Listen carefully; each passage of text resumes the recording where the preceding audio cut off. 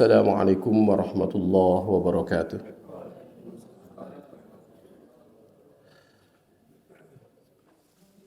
Innal hamdalillah nahmaduhu wa nasta'inuhu wa nastaghfiruh wa na'udzu billahi min shururi anfusina wa min sayyiati a'malina. May yahdihillahu fala mudilla lahu wa may yudlil fala hadiya lahu. أشهد أن لا إله إلا الله وحده لا شريك له وأشهد أن محمدا عبده ورسوله اللهم صل وسلم وبارك على محمد وعلى آله وصحبه أجمعين أوصيني وإياكم بتقوى الله فقد فاز المتقون قال الله تعالى في القرآن الكريم أعوذ بالله من الشيطان الرجيم يمحق الله الربا ويربي الصدقات والله لا يحب كل كفار أثيم سمعنا وأطعنا غفرانك ربنا ولك المصير أما بعد.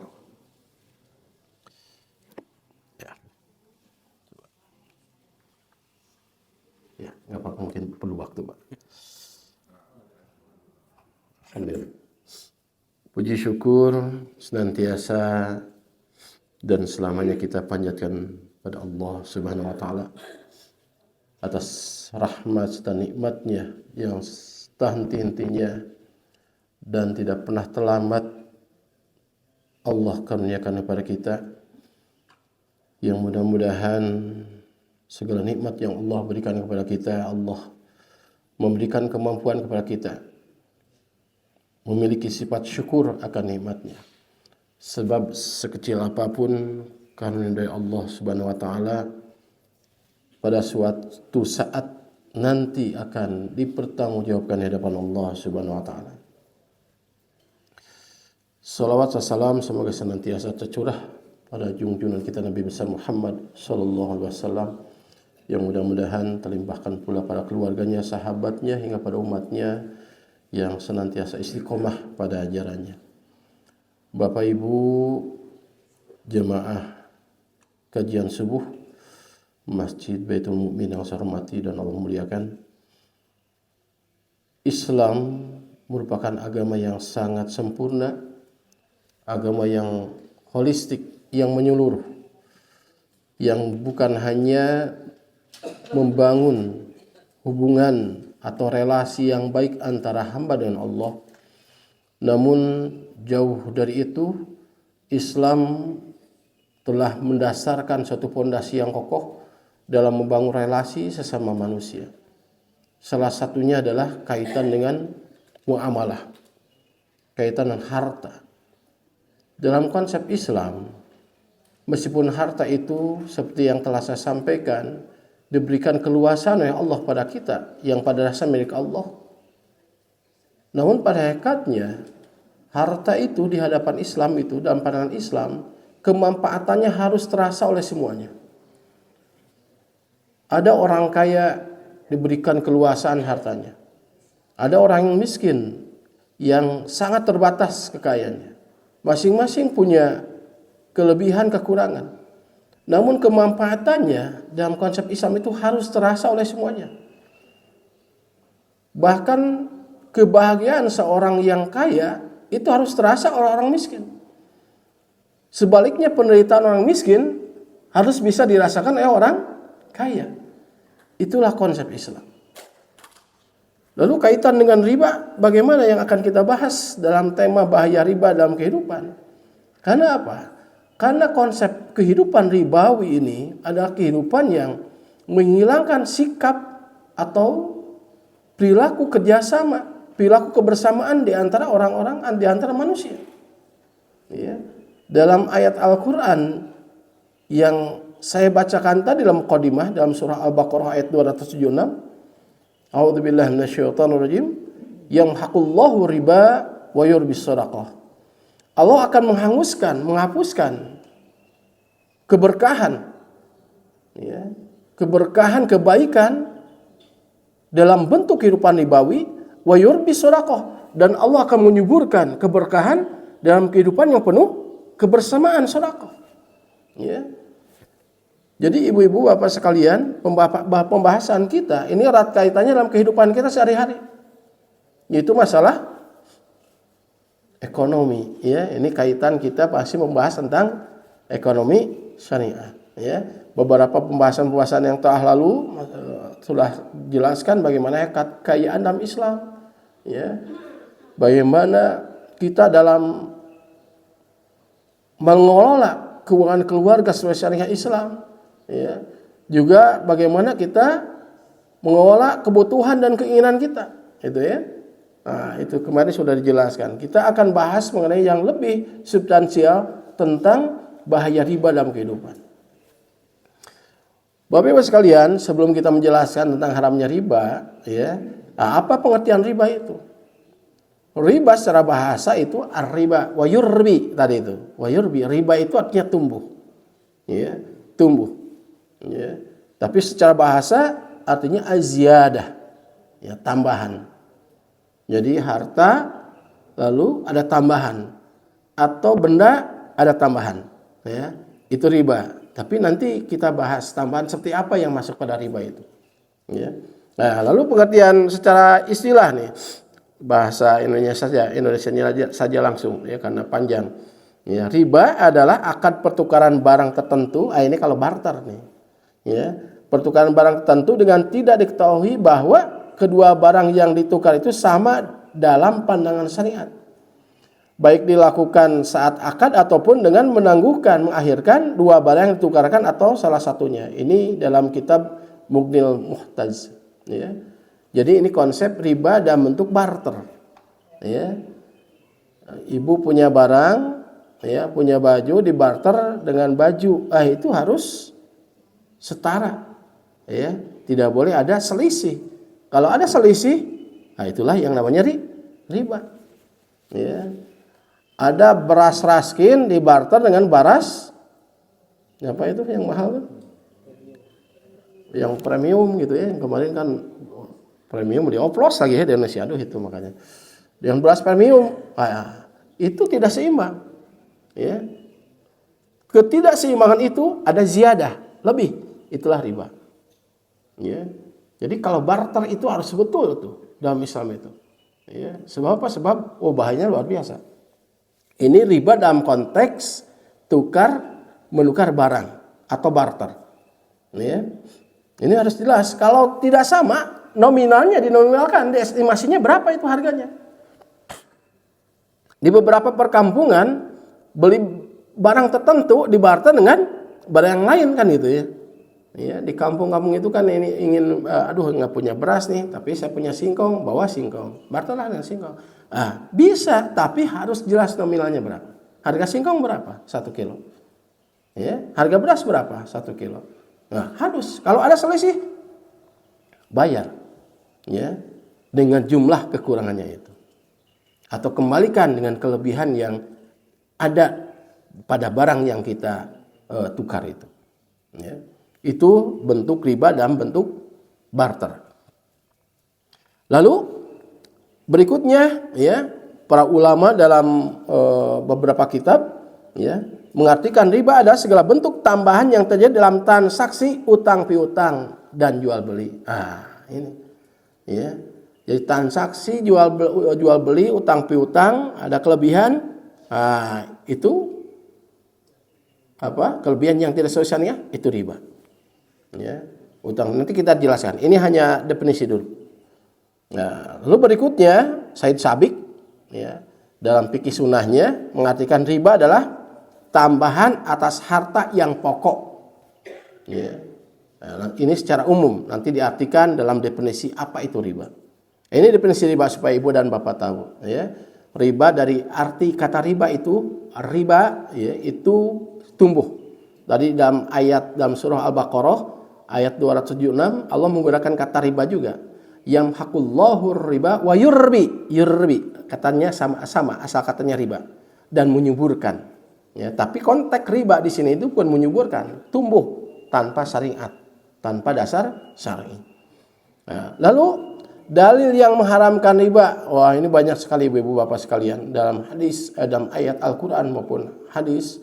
Ini banyak sekali Saking pentingnya kita menjauhi riba, dan bahkan Allah perang, ya, dalam ayat Al-Quran Allah memerangi bentuk kehidupan ribawi, ya, saking marahnya Allah, ya. Mengapa riba diharamkan? Itu nanti akan dijelaskan. Salah satunya dalam surah Al-Baqarah ayat 275.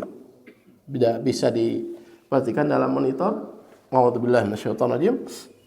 Alladzina ya'kuluna riba la yakumuna illa kama yakumul ladzi yatakhabbatu asy-syaitanu minal mas. Dzalika bi annahum qalu innamal bai'u mithlu riba wa halallahu al-bai'a wa harrama riba. Faman ja'ahu mau'izatun min rabbih fantaha falahu ma salaf wa amruhu ila Allah. Wa man 'ada fa ulaika ashabun nar hum fiha khalidun. Dapat disimak artinya, alladzina ya'kuluna riba, orang-orang yang makan riba, la yakumuna, mereka tidak berdiri, illa kama yakumul ladzi yatakhabbatu asy-syaitanu minal mas, melainkan seperti berdirinya orang yang kerasukan setan karena gila. Bayangkan ini ibu sekalian, bapak sekalian, saking ya bahayanya riba. Orang yang berdiri, ya, orang-orang yang makan riba berdirinya itu seperti orang yang berdiri kerasukan setan, gila kata Allah itu. Ini bukan kata saya. Dikarenakan apa? Dzalika bi annahum qalu innamal bai'u mithlu riba. Yang demikian itu karena mereka mengatakan semuanya jual beli itu sama dengan riba, boleh, halal. Padahal kata Allah apa? Wa halallahu al-bai'a wa harrama riba. Allah telah menghalalkan jual beli, wa harrama riba, dan mengharamkan riba. Faman ja'ahu mau'izatun min rabbih, barang siapa yang datang kepadanya pengajaran dari Allah, peringatan dari Allah, fantaha, maka dia berhenti, falahu masalab, maka yang sudahlah kata Allah, ya, miliknya. Wa amruhu ilallah, dan urusannya nanti di hadapan Allah. Berat ini, meskipun sudah terjadi, dikarenakan dalam proses hukum Islam itu tidak langsung, ya. Ini telah terjadi sebelumnya bentuk ribawi itu. Ketika datang perintah larangan tentang riba, yang sudah kata Allah, itu milik kamu, tapi urusannya nanti di hadapan Allah. Ya. Wa man 'ada, barang siapa yang kembali setelah turun pelajaran dari Allah, peringatan dari Allah tentang haramnya riba, tapi dia kembali, faulaika ashabun nar, maka mereka adalah ahli atau penduduk neraka. Hum fiha khalidun, mereka kekal di dalamnya. Ini ayat ini secara tegas Allah Subhanahu wa taala mengharamkan. Ini tidak basa-basi Allah itu. Wa harrama riba, mengharamkan riba. Ya. Orang yang berdiri itu yang pemakan riba, ya. Bahkan nanti dijelaskan bukan hanya memakan riba. Ya. Yang beri makannya, yang menuliskannya, dua orang saksinya, itu kata Allah mereka berdiri seperti orang yang gila itu. Dalam tafsir dikatakan, kenapa ini dikatakan seperti ini? Dikarenakan ketika seorang sudah terlilit oleh riba, maka mereka sudah hilang ketenangannya. Bahkan dalam tafsir Ibnu Katsir, ya, mengatakan bahwa bahayanya bukan hanya di dunia. Nanti ketika di akhirat, ya, dalam hadis dikatakan dalam tafsir Ibnu Katsir, di akhirat mereka akan dibangkitkan dalam keadaan gila. Bahkan suatu saat Rasulullah SAW ketika Isra Mi'raj dalam hadis diperlihatkan oleh malaikat Jibril, diperlihatkan oleh Allah. Manusia yang perutnya besar katanya. Besar sekali kata Rasul, seperti rumah. Ya, dalam hadis di dalamnya ada ular dan sebagainya. Rasulullah bertanya pada malaikat Jibril, apa itu ya Rasulullah? Mereka itulah pemakan riba. Berat. Ya. Bahkan nama hadis yang lain itu, pintu dosa dari riba itu ada 73. Dalam hadis yang lainnya ada 70. Yang paling ringannya dosa riba itu sama dengan seorang yang zina dengan ibu kandungnya. Yang paling ringan. Saking beratnya dosa di hadapan Allah. Dan paling berat itu adalah sama dengan orang yang melarang orang lain melaksanakan sholat. Ini, ya. Ini tegas dalam Al-Quran. Ini dalil yang mengharamkan riba. Nah, ayat yang lain, a'udzubillahi minasyaitonir rajim, ya ayyuhalladzina amanu la ta'kulu riba ad'afa mudha'afa. Wattaqullah la'allakum tuflihun. Hai orang-orang yang beriman, la takulu riba. Jangan sekali-kali kamu makan riba karena sudah haramkan. Apalagi yang berlipat ganda. Wah, ini Bapak Ibu sekalian, sekarang itu pinjol ya. Rentenir. Ya, rentenir modern itu. Ya, pinjol itu.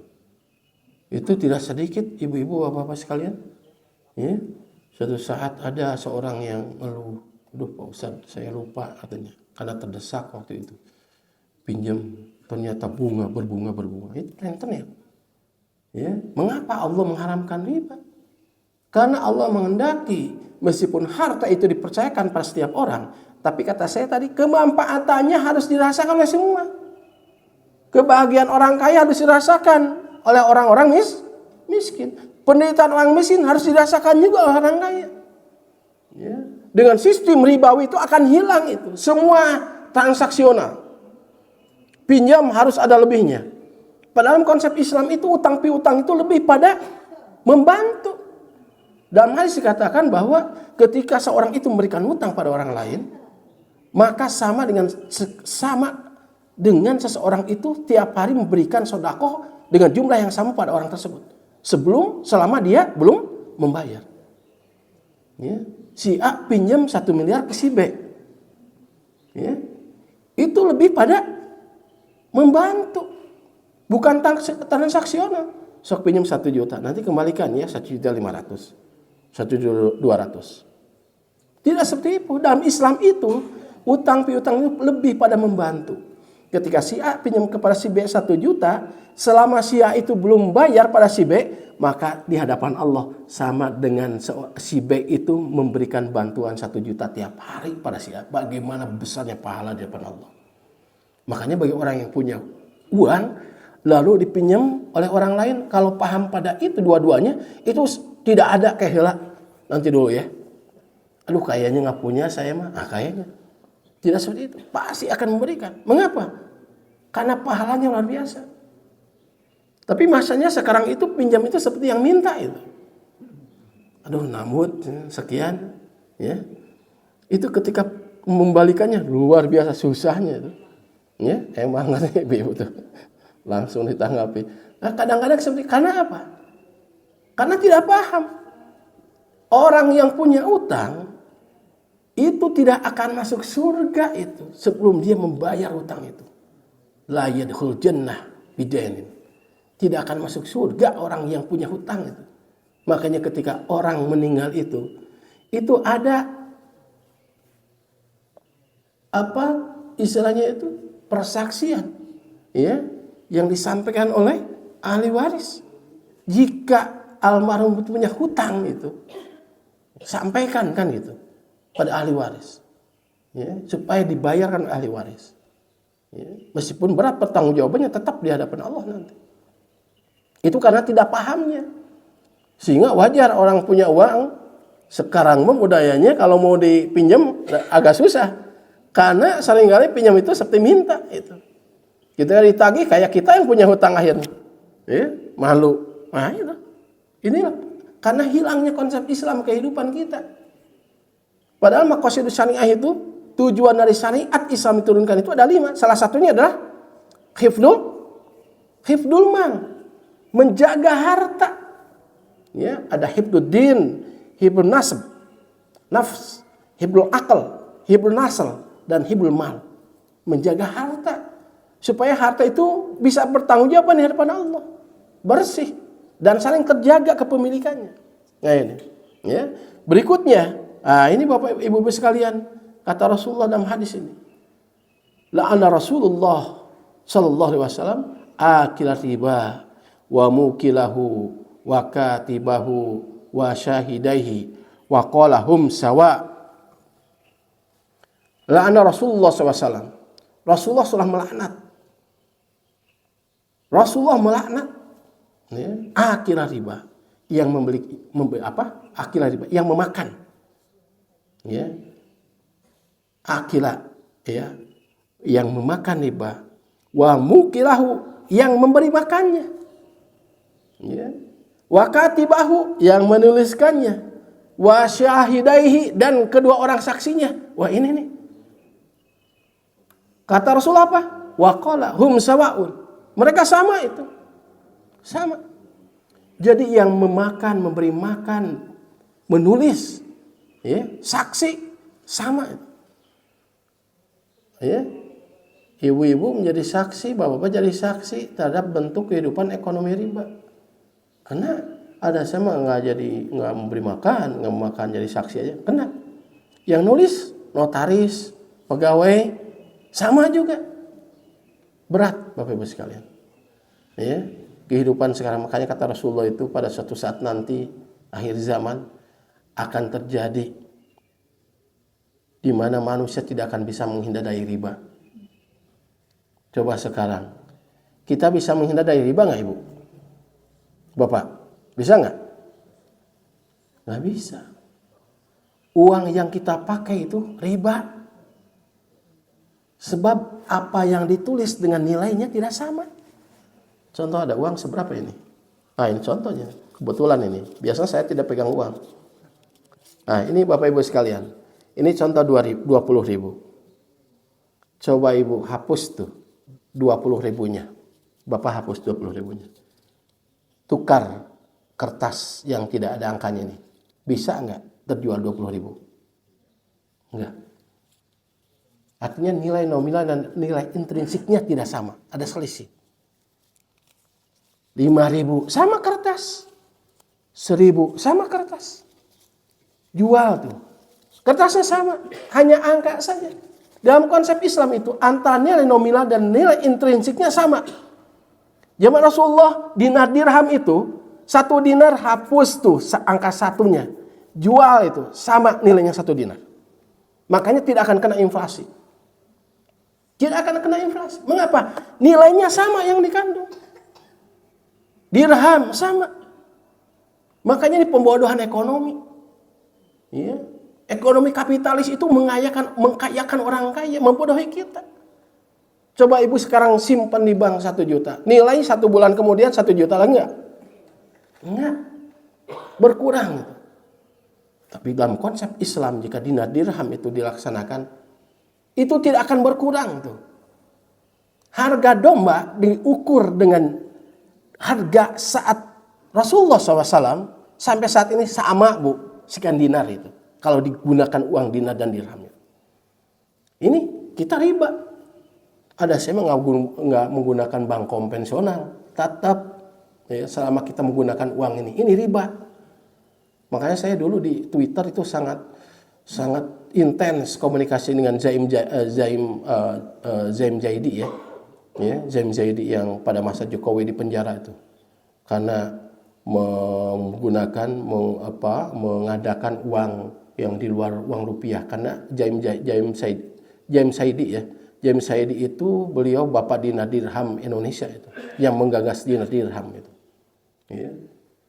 Di penjara zaman Jokowi ya. Saya sangat intensif sekali karena bagi saya sangat tertarik dengan pola ekonomi itu.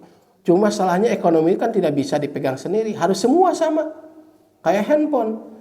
Ibu bapak punya handphone, tapi hanya bapak dan ibu saja di dunia yang punya handphone. Bisa digunakan nggak? Enggak. Sama dengan ekonomi. Kita punya gagasan, ya, dinar dirham, tapi hanya saya saja, bapak tidak, ya nggak bisa.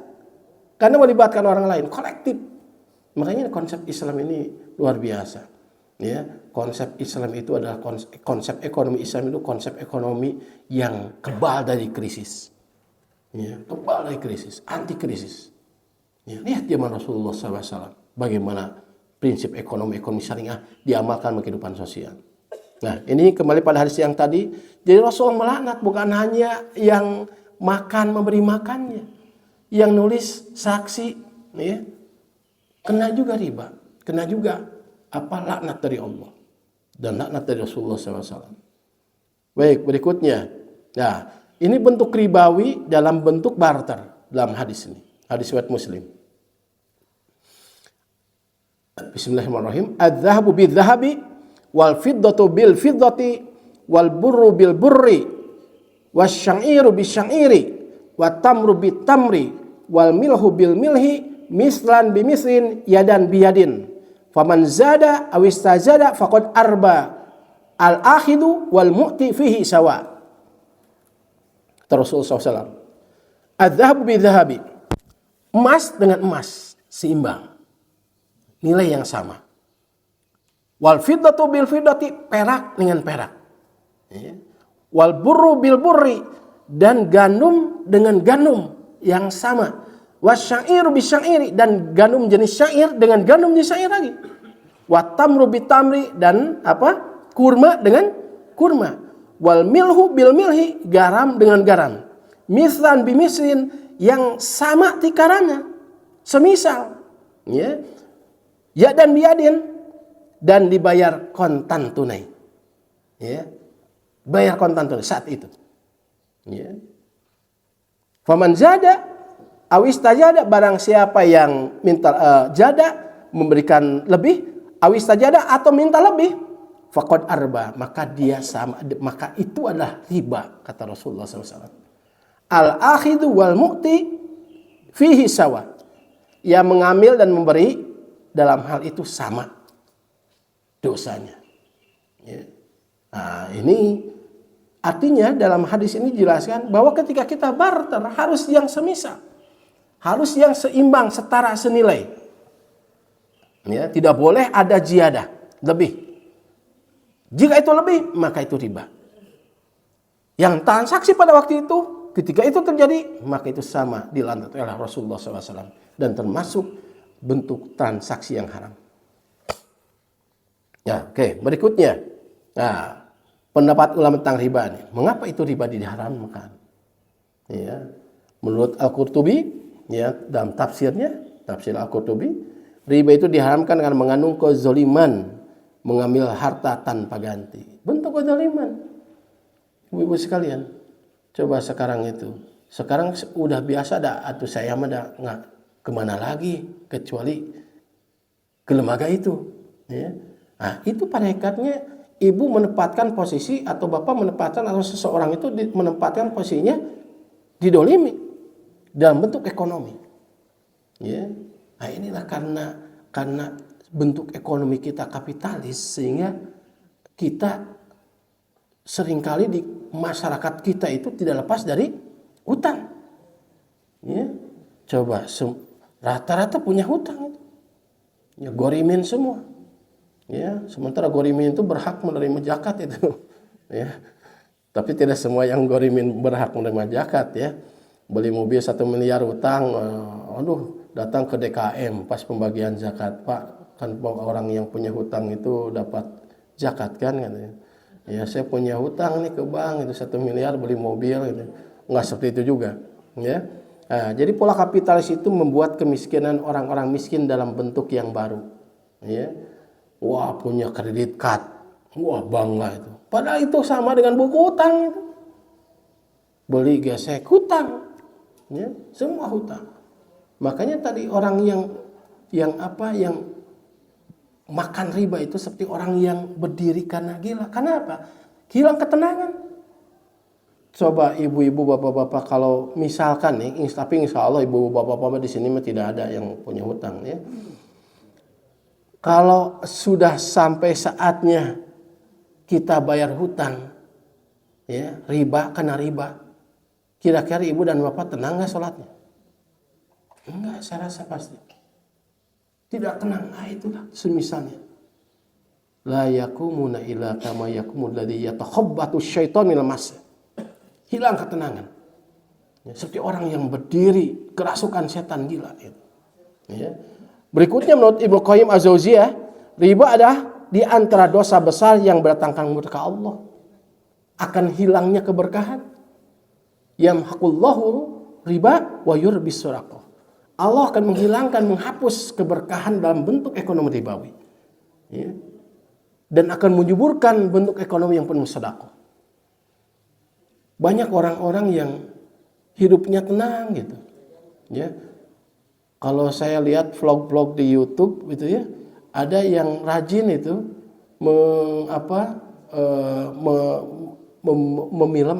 menayangkan kehidupan orang-orang di desa. Itu coba pagi-pagi kulub hui, kulub sampe kan itu kopi, terus makan, metik dari yang ada di depan rumah, gitu kan? Apa adanya, tenang kelihatan hidupnya itu. Katanya kita seperti ini aja, ya. Kehidupan seperti ini aja, tenang katanya. Beda dengan orang-orang kota, kayaknya kehidupannya tenang, serba mewah, padahal semua hutang. Tidak tenang hidupnya. Ya, beda dengan orang-orang yang di pedesaan sana itu.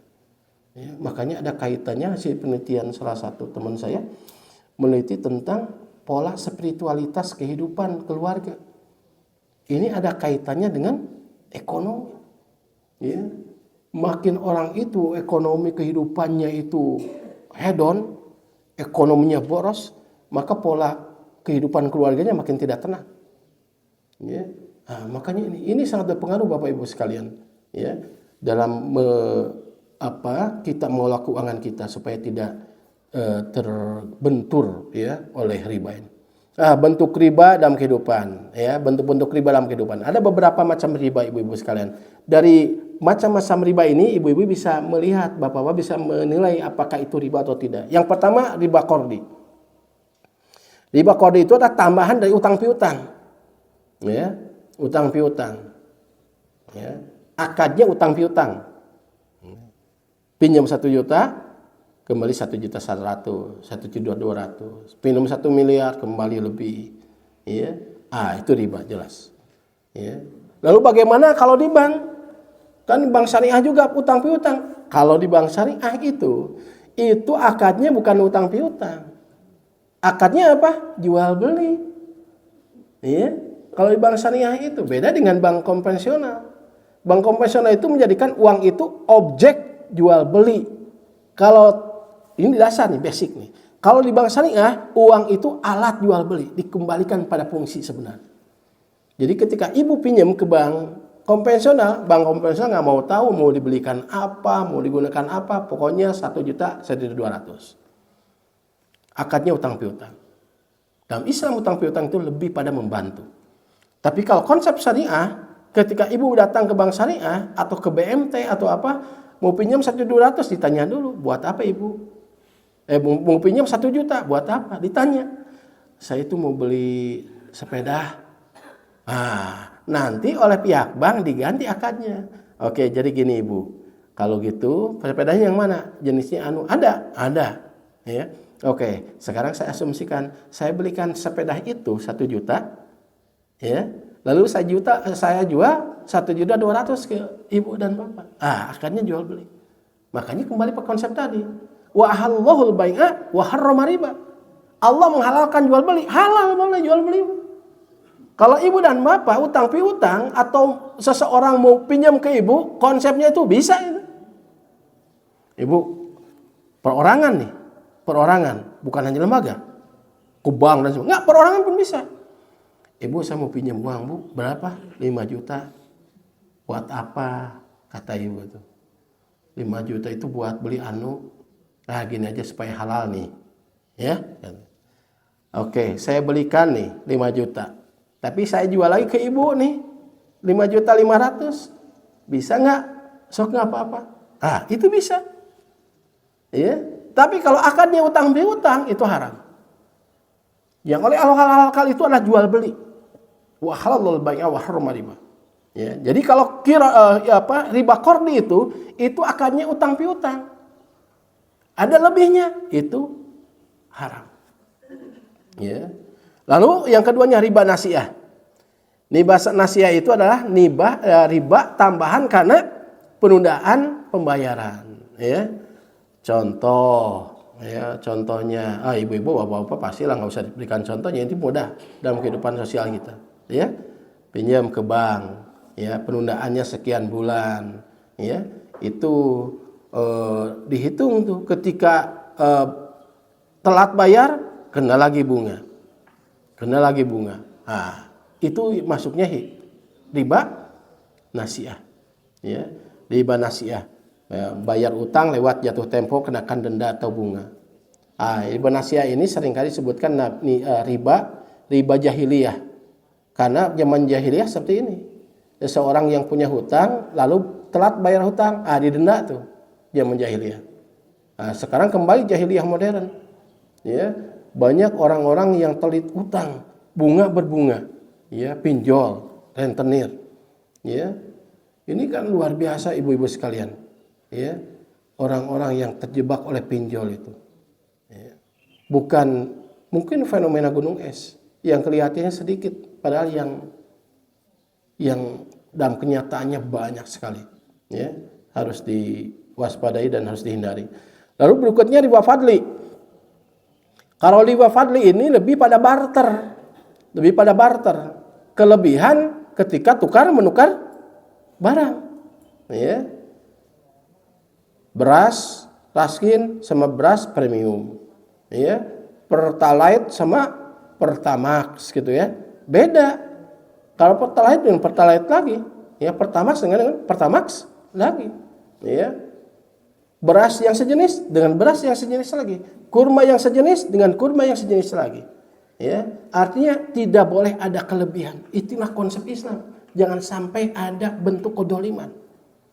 Ya, di kita mau luar biasa sekarang itu. Ya, jual beli pun ini sudah masuk pada riba fadli.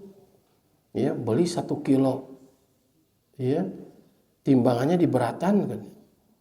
Pakai besi yang ke Bakurmang bukan 1 kilo, ya, itu riba itu.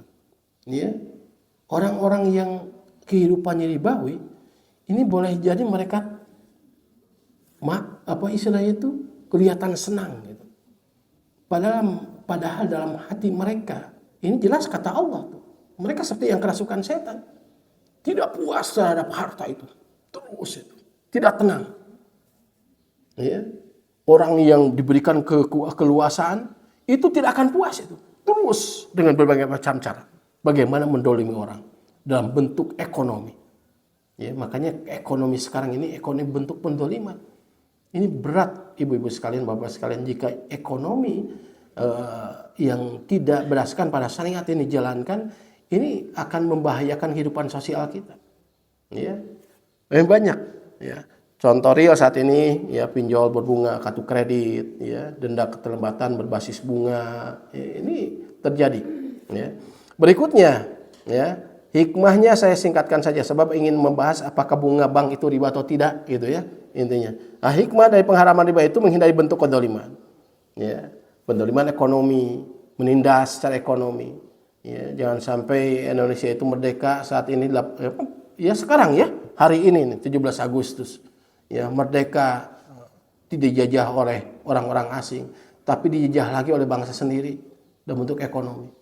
Ya, PBB dinaikkan, rame kan gitu ya. Itu kan penjajahan. Masa tinggal di negara sendiri, tanah sendiri, pajak mahal itu. Itu kan dijajah sama bangsa sendiri. Penjajah yang berkulit hitam, kulit sawo matang, ya bangsa kita. Ya. Ini luar biasa. Penindasan ini bentuk kehidupan. Karena itu efek domino dari kehidupan ribawi. Efek dominonya tidak terasa oleh kita itu. Efek domino dari kehidupan ribawi. Ditinggikan seenaknya. Ya. Terus menjaga keadaan ekonomi dan distribusi kekayaan. Sebab dalam Islam itu kekayaan itu tidak boleh dimiliki oleh segelintir orang. Coba sekarang Indonesia itu jumlah rakyat Indonesia berapa sampai saat ini, Bu, Bapak? Berapa? 280 juta, tapi kekayaannya hanya dikuasai oleh segelintir orang, 9 naga misalnya. Itu kan tidak boleh dalam konsep Islam itu. Kaila yakuna dulatan bainal agniya minkum. Jangan sampai kekayaan itu berputar di antara orang-orang kaya saja. Konsep Islam itu lebih pada konsep sosialis religius, bukan sosialis komunis, ya. Sosialis religius. Sosialis berdasarkan tauhid. Ya. Semua akan dibuka peluang untuk maju. Sok sekarang buruh di pabrik, apakah mereka bisa kaya suatu saat? Tidak akan bisa. Harga gaji mereka berapa? Bayangkan kehidupan standar hidup mereka itu berapa? Jika punya anak, anaknya perlu sekolah. Jika mereka sakit, harus ada jaminan kesehatan. Mereka punya rumah, harus punya rumah. Hidup yang layak. Berapa? Sekarang UMR cukup nggak untuk hidup layak? Apalagi kerja di pabrik. Jangan kerja di pabrik, PNS pun tidak layak tuh. Makanya pada korupsi. Ya. Ini standar hidupnya harus dilihat. Orang-orang yang riset, orang-orang pinter dalam ekonomi banyak di Indonesia, tapi tidak digunakan dalam kebijakan Indonesia. Ini yang jadi masalah ketimpangan sosial ini. Sehingga tidak merdeka secara ekonomi. Ya. Ini, ya, kailayakuna dulatan baligna. Yang ketiga, membentuk masyarakat yang saling tolong menolong, bukan saling memeras. Ini Bapak Ibu sekalian, sekarang mah transaksional semua. Transaksional. Ya, semua harus ada untung. Kalau konsep Islam itu dihidupkan dalam kehidupan sosial, insya Allah akan saling menolong. Ya, kemanfaatan uang meskipun dimiliki oleh si A, si B, tapi kemanfaatannya dirasakan oleh orang miskin. Ini yang belum terjadi. Makanya mudah-mudahan nih DKM Masjid Baitul Mukmin, ya, BMT-nya udah ada? Belum. Mudah-mudahan BMT-nya nanti terwujud. Ya, Baitul Mal wa Tamwil. Ya, sebab ini harus diimplementasikan. Ya, harus diimplementasikan. Baitul Mal wa Tamwil itu BMT itu ada 2 lembaga. Baitul Mal itu lebih pada sosial. Ya, mengolah dana zakat, infak, sedekah, itu lebih pada qardul hasan, memberi bantuan. Tapi bantuannya tidak konsumtif juga. Ada yang produktif tanpa bunga, gitu kan? Bukan tanpa bunga, tanpa bagi hasil, gitu kan? Kalau tamwil itu lebih pada konsep apa? Bukan sosial. Konsep bisnisnya tamwil itu. Ada mudharabah, murabahah, bayu bisaman ajil dan lain sebagainya. Ya. Itu Baitul Mal Tamwil. Bayangkan Bapak Ibu sekalian, Rasulullah 1400 tahun yang lalu sudah membangun tatanan ekonomi yang luar biasa bagusnya. Bukan tidak ada orang miskin pada zaman Rasulullah, ada.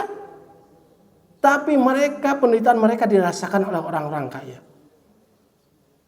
Kebahagiaan orang kaya dirasakan oleh orang-orang miskin. Karena apa? Ada konsep saling menolong. Ya, melalui pemahaman juga dibangunnya lembaga Baitul Mal wa Tamwil itu. Ya. Bahkan sampai saat ini yang namanya rekening Utsman bin Affan masih ada tuh. Dari BMT yang dibangun oleh Rasulullah, Baitul Mal wa Tamwil yang Rasulullah berkembang menjadi bank, nomor rekeningnya masih ada dan itu masih produktif tuh. Dari wakaf yang diwakafkan oleh Utsman bin Affan itu. Bayangkan Bapak Ibu sekalian, Utsman bin Affan sudah meninggal 1400 tahun yang lalu. Tapi pahala kebaikan terus mengalir. Siapa yang tidak ingin seperti itu? Ya, inilah dikarenakan konsep ekonomi sekarang itu konsep ekonomi kapitalis, ini menjadi menghancurkan tatanan sosial ekonomi kita. Bukan lagi saling membantu, saling menolong, tapi transaksional. Ada untungnya enggak? Ada lebihnya enggak? Kalau enggak usah lah, janganlah. Nah, ini Bapak Ibu sekalian. Ya, hikmah pengharaman riba. Berikutnya, hukum bunga bank ini waktunya pasti tidak akan cukup. Ya, nanti dilanjutkan saja pada pertemuan berikutnya. Hukum bunga bank. Apakah itu riba atau tidak? Nah, semua mayoritas jumhur kontemporer ulama itu mengharamkan. Bisa dibaca, ya. OIC, ya, Organisasi Konferensi Islam tahun 1086. Itu bunga bank adalah riba. Fatwa MUI 2004 riba. Ulama kontemporer Wahbah Zuhaili itu riba, termasuk riba nasiah. Ya. Lalu bagaimana saat ini, ya, kondisi saat ini yang tidak akan lepas, nanti kita akan bahas, ya. Ini khawatir tidak cukup waktunya. Jadi semua mengharamkan, jumhur kontemporer mengharamkan bunga bank itu adalah riba. Ya. Lembaga fatwa, ya, di Al-Azhar ini semuanya mengatakan bahwa itu riba. Mengapa bunga bank itu riba? Yang pertama alasannya tambahan atas pokok yang disyariatkan sejak awal tanpa iwad transaksi yang real. Iwad itu imbalan dari apa, ya, yang apa? Imbalan yang jelas dari apa? Bank itu tidak jelas. Bank komersial itu tidak jelas. Ketika pinjam itu gini, ibu kerja ke saya bayar, atau bapak atau seorang kerja, saya gaji 1 juta. 1 juta itu adalah iwad, ya, balasan dari pekerjaan. Jelas ada transaksinya. Apa yang kita keluarkan, bagaimana nilai dari yang saya keluarkan itu. Jerih payah saya itu dibayar berapa? Saya dosen, saya digaji. Gaji saya itu iwan karena saya dosen. Kalau saya tidak ada dosen, tiba-tiba negara bayar saya, itu riba. Itu riba. Ya.